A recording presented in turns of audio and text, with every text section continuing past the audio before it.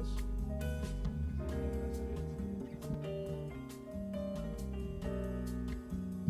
Hola, hola, buenos días. Mira, profe. Listo. ¿Sí? Sí, sí.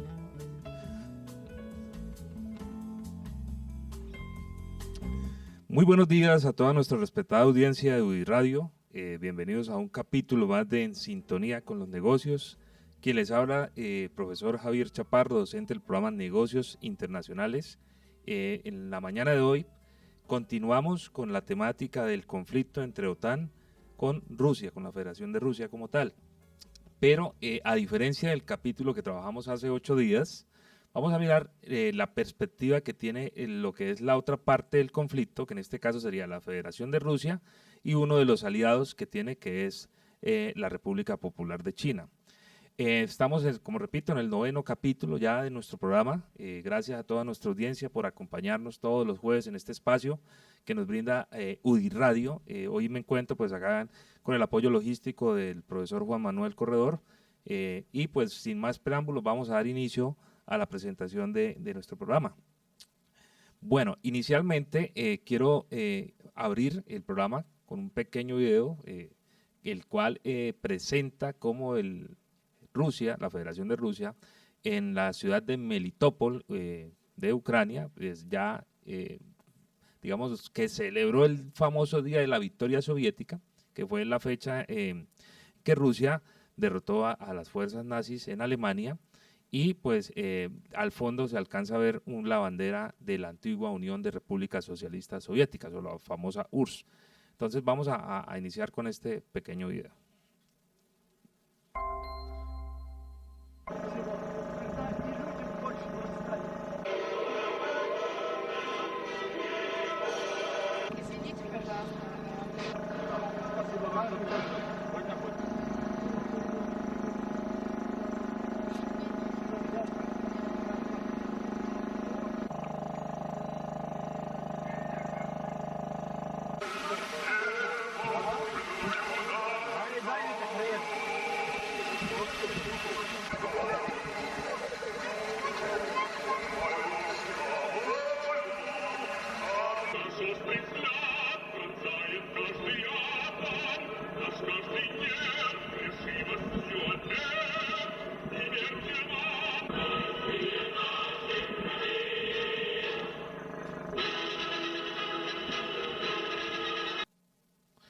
Muy bien, en el video pues se observa de entrada un veterano de la guerra, que fue la Segunda Guerra Mundial, en compañía de la autoridad administrativa de la ciudad de Melitopol, ubicada en lo que es la región del Donbass, la parte inferior de Ucrania, y pues ya la presencia del ejército de Rusia en lo que es el territorio ucraniano como tal. Muy bien, bueno, en la siguiente imagen ya pues para hacerle a ustedes un pequeño, digamos así, retroalimentación del último capítulo que trabajamos. Es importante recordar los datos que tiene Rusia, algunos ya los presentamos, pero pues acá la vez pasada hablamos de Ucrania y vamos a enfocarnos en lo que es Rusia como tal. Bueno, Rusia es un país con un área de 7.098.242 kilómetros cuadrados. Sí, es un país muy grande, 16 veces aproximadamente el tamaño de Colombia, para que tengamos una idea. Les comentaban también que es muy rico en recursos naturales. Estos datos pues son sacados de la Agencia Central de Inteligencia, la página de la CIA de Estados Unidos. Acá dice que pues es un país que ocupa el número 1 a nivel de reservas de gas natural, de ahí su importancia. Ese tema ya lo habíamos tratado. Y llama la atención que es el segundo país con más reservas de agua dulces para el consumo humano globalmente, superado solamente por el país de Brasil. Para este apartado quisiera también presentar otro video por cortesía del periódico El Universal, donde van a poder apreciar ustedes la importancia que tiene el lago Baikal como la mayor reserva de agua dulce del mundo y pues de Rusia como tal. Entonces vamos a mirar, sin más preámbulos, el video de lo que es el lago Baikal, una joya de Siberia, cortesía del periódico El Universal.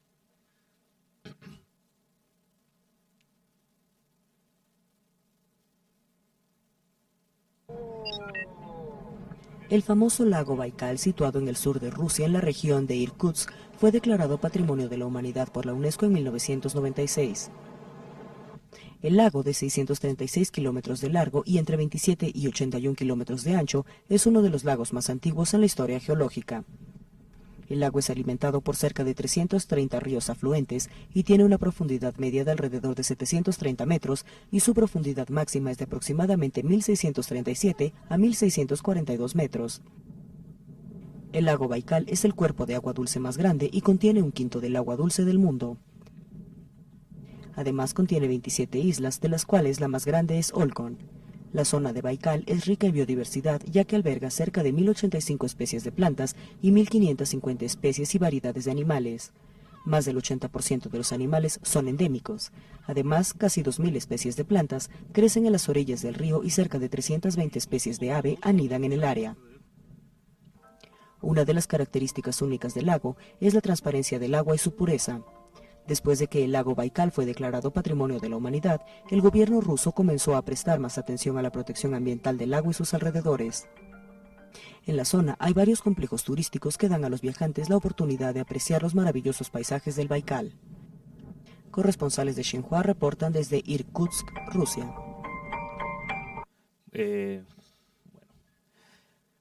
Muy bien, entonces aquí podemos apreciar, respetado audiencia, la importancia que tiene el lago, ¿no? Es una quinta parte del agua dulce de todo el planeta Tierra, entonces ustedes podrán notar qué tan relevante es para los intereses de la humanidad el preciado líquido vital nuestro que es el agua. Rusia pues cuenta, repito, es el segundo que tiene mayores reservas. Vimos también que el lago Baikal tiene una profundidad de más de 1,5 kilómetros, es un lago con oleaje, lago de agua dulce, y que fue declarado como Patrimonio de la Humanidad por la UNESCO. Entonces, dentro de esas riquezas que tiene Rusia, comentaba en la clase en el capítulo anterior, que a nivel de la producción de trigo ocupa el tercer puesto. ¿Quién lo supera? Pues lo supera China, lo supera India. Ustedes comprenderán que pues, son los países más poblados del mundo. Bueno, India creo que ya está próximo a desplazar a China, para que entendamos un poquito más la dinámica. Y a nivel de fertilizantes, les comentaba que es el país que produce el número 1 en temas de fertilizantes nitrogenados, y a nivel de reservas de oro, pues es el segundo país con mayores reservas, solamente desplazado en el primer lugar por Australia. Entonces, ya con esta información vuelvo a contextualizar la importancia geopolítica, geoestratégica y geoeconómica que tiene el territorio de Rusia y el territorio ucraniano para los intereses de los diferentes actores de la política global. Muy bien. Bueno, en la siguiente presentación, y ya entrando un poco más de lleno a lo que es el punto de vista de la contraparte, en el caso de hoy tenemos el de Rusia y el de China, quiero presentarles acá nuevamente en esta imagen lo que es el mapa de Ucrania con las fronteras rusas, y lo que está en color rojo, el círculo que está albergando una parte del mapa en color rojo, es lo que se conoce como la región del Donbass. El Donbass es una región donde históricamente el más del 90% de la población es rusoparlante. Entonces hablamos de que la mayoría de sus habitantes son rusos.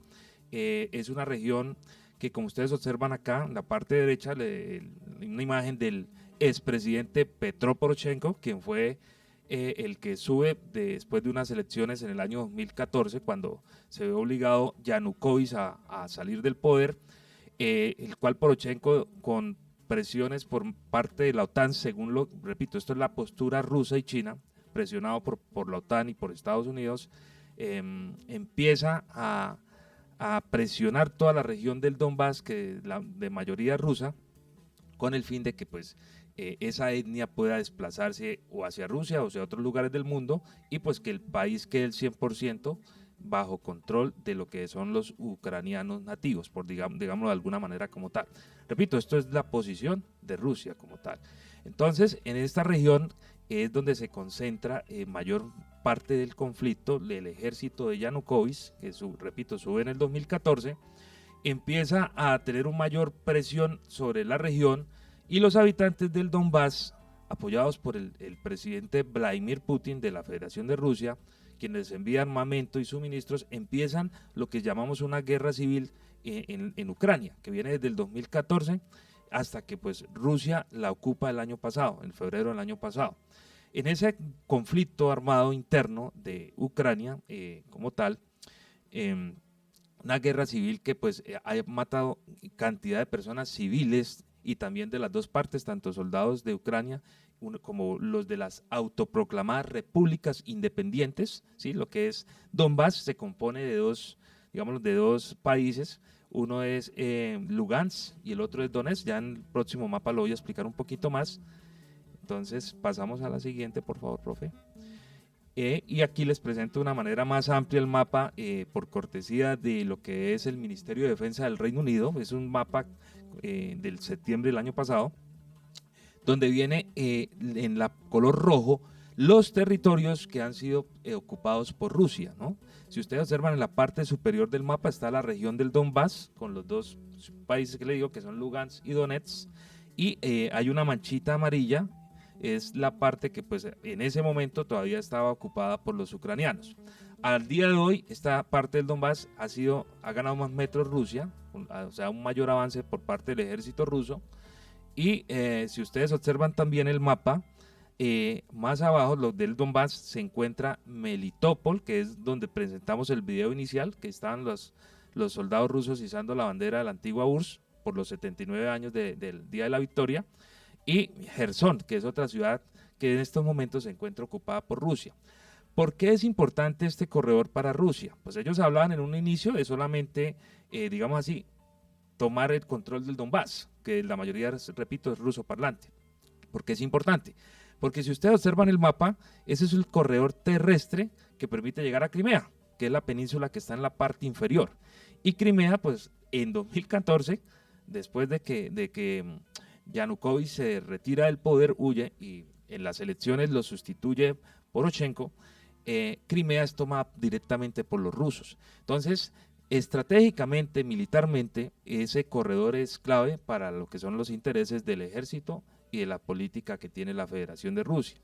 De allí que pues los rusos hayan tomado toda esta región, ¿sí? Si encontramos acá en la parte izquierda, ¿por qué es importante el Donbass? ¿Sí? ¿Cuál es su importancia estratégica para lo que es Rusia? Primero, si ustedes observan el mapa, lo que es Melitopol y Gerson, que están ubicados en la región de Zaporilla y Gerson, es la ruta terrestre, como lo explicaba ahorita, clave para poder movilizar tropas en caso de un conflicto armado mundial. Es un centro comercial, dice acá, y militar, que es vital para Rusia, para el Mar Negro, es una salida para el Mar Negro, lo que es el puerto de Odesa y los demás puertos.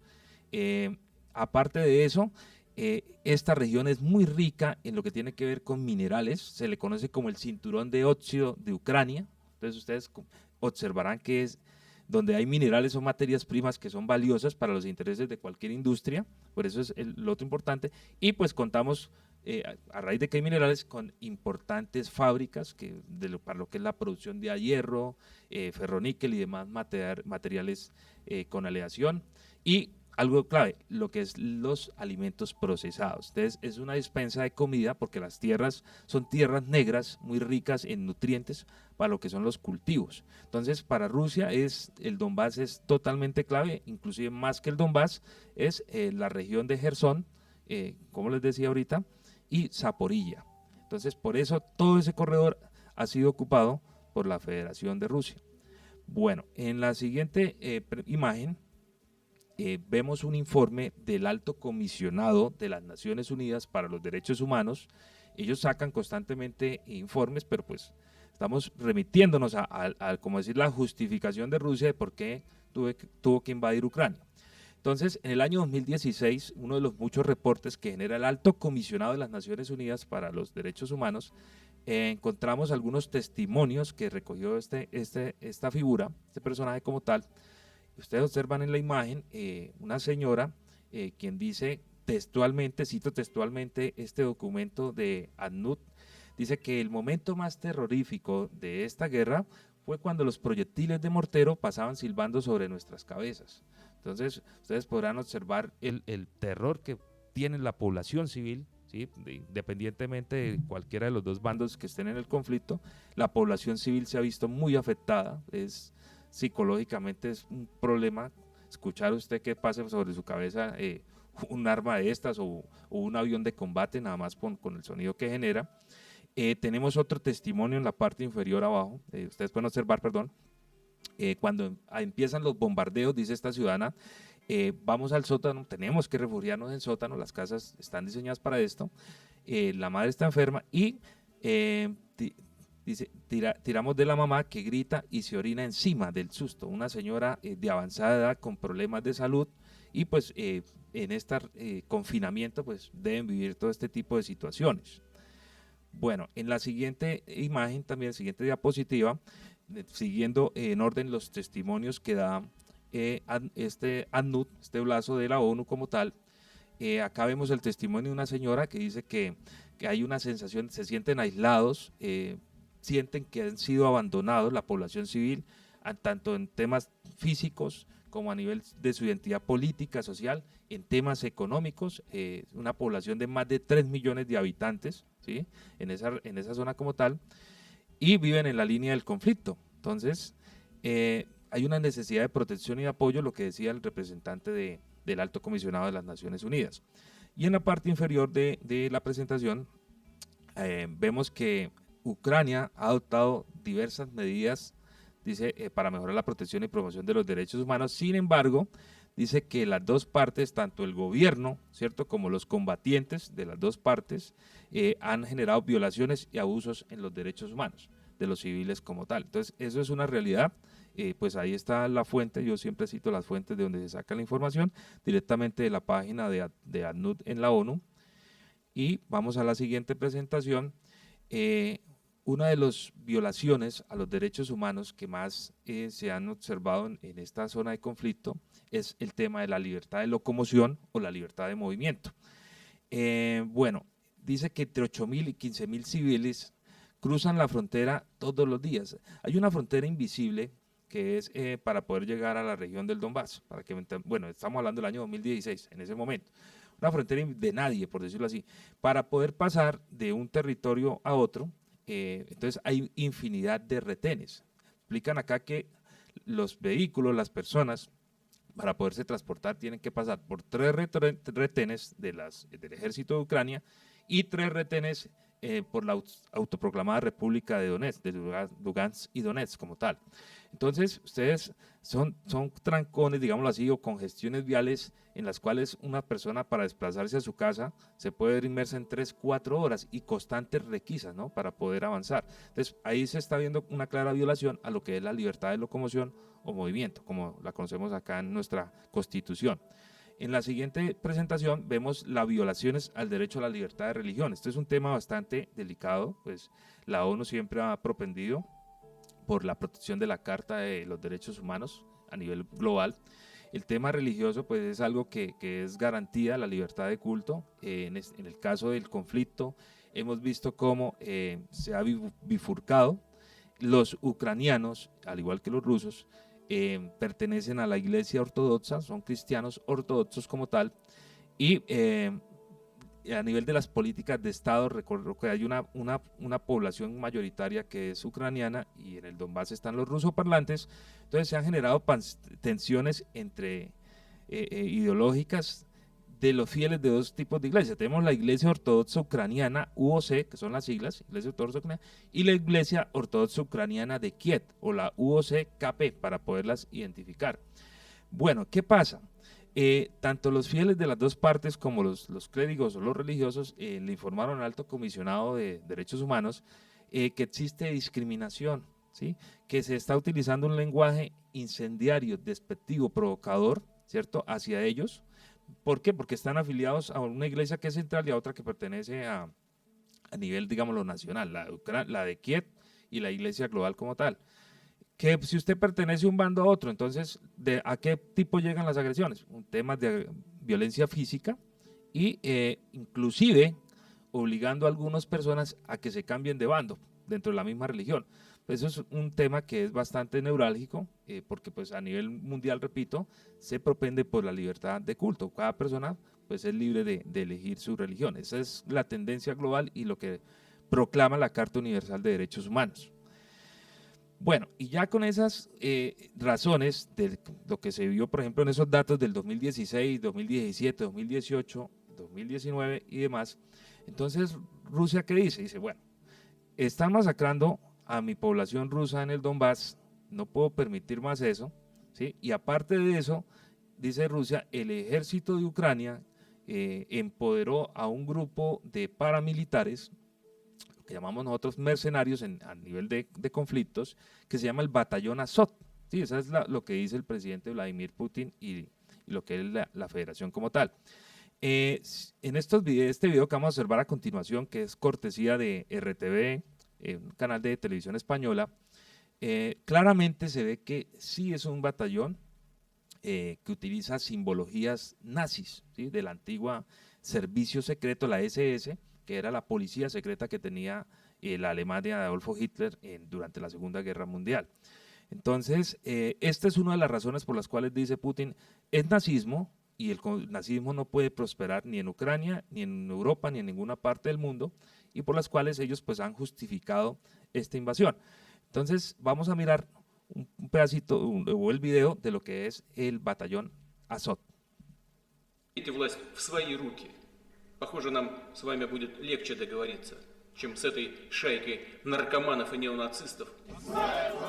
Putin los tiene en el punto de mira. Desde que comenzó la guerra han ido ganando protagonismo en la resistencia ucraniana. Muchas de las imágenes de la invasión son de ellos, por ejemplo, estas de la acería Azovstal. Soy Sara Fernández de RTV Noticias y voy a contarte qué es el Batallón Azov. Es un grupo paramilitar ultranacionalista ucraniano. En su escudo, el Wolf Angel, un símbolo utilizado por las SS nazis durante la Segunda Guerra Mundial, algo que Rusia usa para tachar a toda Ucrania de fascista. Su origen está en partidos de extrema derecha como Pravy Sector o Patriotas de Ucrania, una organización de ideología supremacista y discurso anti-inmigración creada en 2005 por Andrei Biletsky, un político e historiador ucraniano muy conocido en círculos ultras. El batallón nace en Mariupol, en la costa del Mar de Azov, del que toma su nombre. Allí forja en 2014 su leyenda como una brigada de voluntarios creada para luchar contra los separatistas prorrusos del Donbass. Es entonces cuando llega su gran transformación y se convierten en regimiento de reservistas del Ministerio del Interior ucraniano. Atrás dejan su pasado de cuadrilla de ultras violentos del Dinamo de Kiev, protagonistas de las protestas del Maidán, una revolución clave que comenzó como una marcha pacífica y terminó con violencia y la huida de Yanukovych, el presidente prorruso.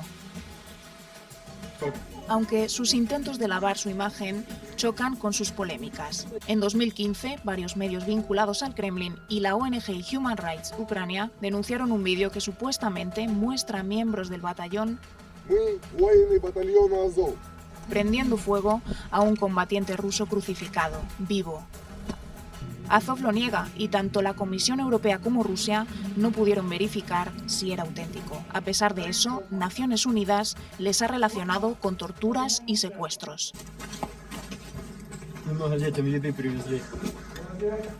Desde 2014, uno de los líderes de Azov es Denis Prokopenko, conocido como Redis, un antiguo apodo futbolero. Ha recibido el título de héroe de Ucrania por liderar la primera línea del combate contra Rusia. Ніхто не вірить окупантам. Тому я закликаю політиків всього цивілізованого світу.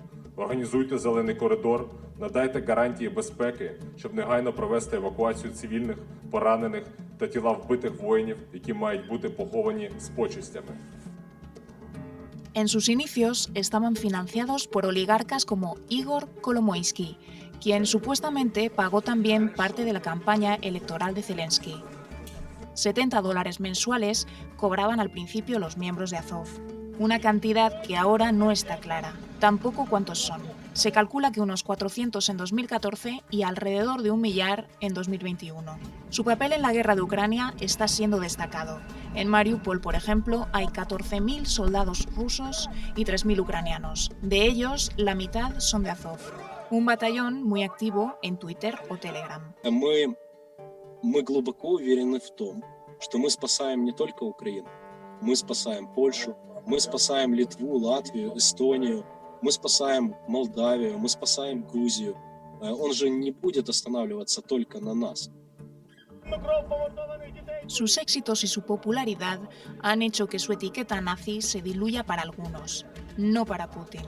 Aún así, siguen generando dudas y una pregunta: ¿qué será de ellos el día que acabe por fin esta guerra? Bueno, muy bien. En este video pues se observa un batallón, un grupo Azot con las insignias de la SS. El capítulo anterior les comentaba de un problema que hubo en la plaza del Maidán, en Kiev, o el famoso, o la plaza central de Kiev. La postura que vimos la semana pasada es que la policía de Ucrania disparó contra más de 100 manifestantes, murieron más de 60 personas en esa protesta del Maidán, de la plaza del Maidán como tal. Rusia, la versión rusa es contraria a esto. Ellos dicen que las protestas que hizo la población iban camuflados, digámoslo así, miembros del batallón Azot, con armas, o sea, con lo que son pistolas y sobre todo la parte de revólveres y pistolas. En esas protestas dispararon contra la policía. Muchos de los más de 60 muertos que reporta la ONU, sí, de entre esos habían civiles, pero también habían policías. Entonces, Vladimir Putin lo que dice, no, es que ahí fueron atacados por el batallón Azov los policías y la policía reaccionó. Y después de eso empezó la persecución a todo lo que eran ciudadanos rusoparlantes o aquellos que estaban a favor del anterior gobierno. Entonces, esa es una de las razones que pues tiene Vladimir para invadir el país. En la siguiente imagen vamos a mirar los datos estadísticos de lo que considera Rusia la operación especial militar. Esto dice acá, es algo importante porque si uno mira las cifras que da Ucrania a nivel de muertes, de bajas del ejército, Rusia nada más en el mes de febrero, este es el dato de febrero de este año, habla de un reporte de 11.000 militares muertos en Ucrania, solamente en un mes, el mes de febrero. ¿Qué otras estadísticas presentó Rusia a través de un portal que se llama Sputnik, que es un periódico ruso? Aquí pues ya cito puntualmente a este periódico como tal. Habla de que dieron de baja en esa operación 421 sistemas de defensa aérea, antiaérea, de varios países que han donado estos equipos a Ucrania. De hecho, en esta semana hubo algo bastante particular de conocimiento en todos, en redes sociales y en los principales periódicos, y es que Estados Unidos dotó a Ucrania de 2 sistemas que se llaman sistemas Patriot o sistemas de antimisiles. Esta semana, creo que fue el lunes, si no estoy mal, en la madrugada, en la noche, Rusia bombardeó Kiev, la capital, y destruyó uno de los 2 sistemas antimisiles Patriot que supuestamente son invencibles o son algo como llamados la famosa cúpula de hierro de Estados Unidos. Le ha vendido esos sistemas a 14 países y Rusia pues dice, hay unos videos donde dice que destruye un sistema antimisiles Patriot y Estados Unidos al siguiente día confirma pues que sí fue destruido, pero no al 100%, pero de todos modos fue afectado y pues eso a nivel de marketing es duro para un país que vende armamento, ¿no? Porque pues uno de sus sistemas fue derribado con un misil que se llama el Kinzhal. Kinzhal es un misil que viaja velocidad mínima 4 Mach a 10 Mach, o sea, de 4 a 10 veces la velocidad del sonido. Por eso los analistas militares de varias fuentes dicen que es imposible por el momento detener un misil de estos que tiene la federación como tal. Y ya en la última presentación yo les comentaba que es la postura de Rusia y de China. El gobierno de China, de Xi Jinping, el presidente Xi Jinping, ha propuesto un plan de paz. De hecho, en estos días se encuentra de correría el canciller, estuvo visitando Ucrania el día de ayer, va a visitar también Francia, Alemania y termina la gira en Rusia, en Moscú, donde él presenta el plan de paz China, es decirle al mundo, mire, para que el conflicto pare y que no hayan más muertes y evitemos este problema tanto económico como político, tengo una propuesta. Y pues, sin más preámbulos, vamos a mirar este pequeño video donde explican la postura del plan de paz de China. Cortesía de Euronews. Bueno, un momento y miramos el plan de paz. La medida de China, pero duda de sus...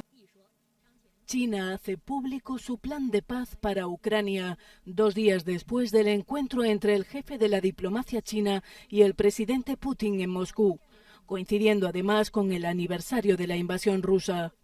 Los 12 puntos del plan que han sido enumerados por el portavoz del Ministerio de Exteriores chino reflejan la ambigüedad que Pekín ha mantenido al respecto desde el estallido de la guerra, apoya la soberanía de Ucrania, pero considera legítimas las preocupaciones de Rusia en materia de seguridad. Además, en ningún momento habla de agresor y agredido. China pide el cese de las hostilidades y solicita a las partes que se sienten inmediatamente a negociar. También advierte contra el uso de armas nucleares. Ucrania considera positiva la medida de China, pero duda de su supuesta neutralidad. China should do everything in its power to stop the war and restore peace in Ukraine and urge Russia to withdraw its troops. And then, in my opinion, if it is neutrality, then China should talk to both sides, Russia and Ukraine. And now we see that Chinese side mostly talk to Russian, but not with Ukraine. El plan de paz chino aboga por asegurar la estabilidad de las cadenas industriales y de suministro, así como garantizar la exportación de cereales. Pekín respalda también la ayuda a los refugiados y a la reconstrucción de Ucrania tras el conflicto. A la medida de China.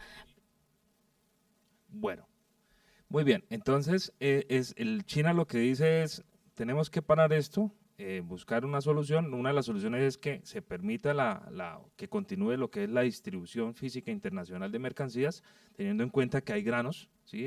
Ucrania es una de las despensas globales de trigo, cereales, el girasol para lo que es la producción de aceite, de minerales, ¿cierto? Inclusive el mismo gas natural.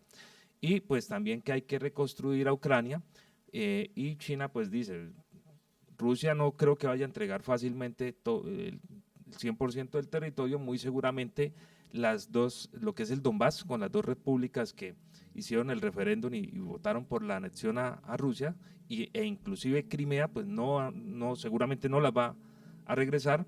Y pues, ¿por qué China entra acá en acción? Porque China es uno de los países que se perfila como la segunda hegemonía global.